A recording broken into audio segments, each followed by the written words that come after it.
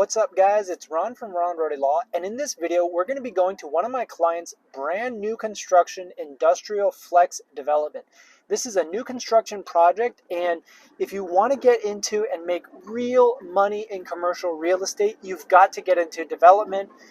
Watch this video to find out all the steps, subscribe to my channel for all of your legal tips, and let's get started. Here we're still in the city of Kennedale, but we are no longer in the city limits. We're in what is known as the ETJ. Been really fast compared to being in the city. All right, so we go on to talk about the DFW Industrial Park. So we can tailor to the 2,500 square foot mom and pop type of shop, or we can scale it out to 9,000, 18,000 square foot. So we have a total of 12.6 total acres, 180,000 to 200,000 square feet of toilets. So we'll have 28 total on the first build right there.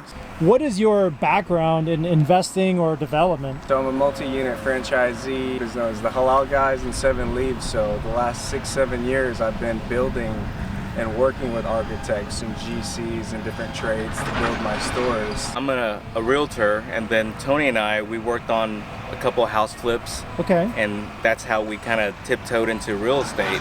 Not too much direct commercial real estate experience. But I mean, you just gotta get in there. That's right. You know? It's like, when can you have kids? Yeah. So we have 3 existing front buildings that we've added on and increased the square footage up here.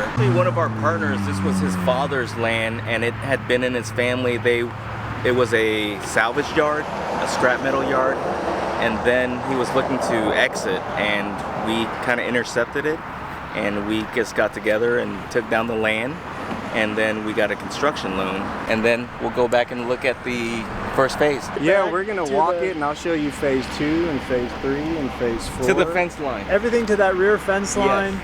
and then everything to those water tanks. I mentioned before, the thing that's really great about this product is the ETJ. You deal less with the city, so less permitting. In terms of tenant uses, you're not restricted. Exactly. Because you can do whatever you want.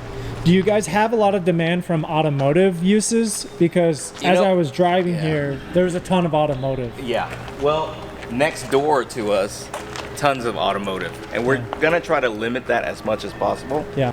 Because from an investor perspective, I know that we are limiting my partners and I.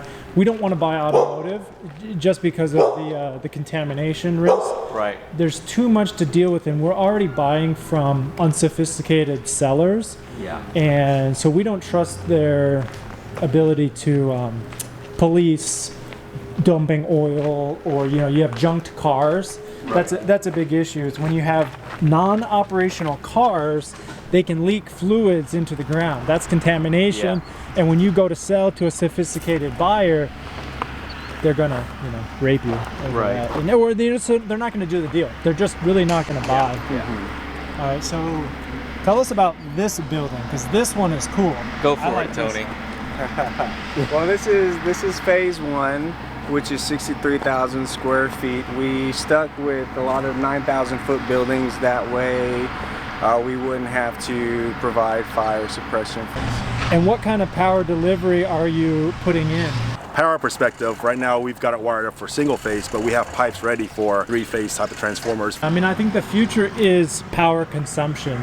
So when you look at future proofing your construction now, think about fleet charging vehicles, think about full electric landscapers, contractor tools, and to me that's the best way to future proof is to put additional capacity. It's very important to let everybody know, but if you do have to bore or connect under any highways, this is a long and tedious process. Because you've got to deal with the city and TxDOT. They're talking about tapping into a utility access point across the road. And this distance is not much. It's talking 100 feet, 200 feet at most. Probably 60 to 70,000. All right, so we got bathrooms back here. Yep. So this is how this is broken into, is there will be a dividing wall that's every 9,000 square feet, right? Because we're trying to stay fire rated. Yep. Because we want to stay below that 9,000 square feet threshold for these fire suppression. Yeah. It's 12 feet wide by 16 high. Then all of these spaces can be subdivided to a minimum space of 2,250 square feet. It's pitched roof. We're at 22 feet here, and at its peak here is at 18 feet. This is a commitment to multi-tenant, and that's okay, you know. Right, so phase 2 would be here with 60,000 square feet. Well, with our agreement with the bank too, they're funding in phases as Okay. well, so we can't. So what Advice is to one piece of somebody? advice you'd give to an investor who's starting off? Like, Underwriting is everything in any business. It doesn't matter. Underwriting is everything. For commercial, either get a good broker or you drive around and really understand and know your area and know your market. Get a good attorney, that's right. you know? We'll be able to bid on a lot competitive type of bidding because of the infrastructure that we need to put down. Thanks so much, for letting me get out here. Well, that wraps up this tour of a new construction flex industrial. This is a big industrial park, and I don't know if I recommend it for first timers, but as you heard, there are a lot of benefits from going big on your first time. So hope this was helpful. Smash the like button, drop a comment, let me know if you found it useful, and we'll see you next time.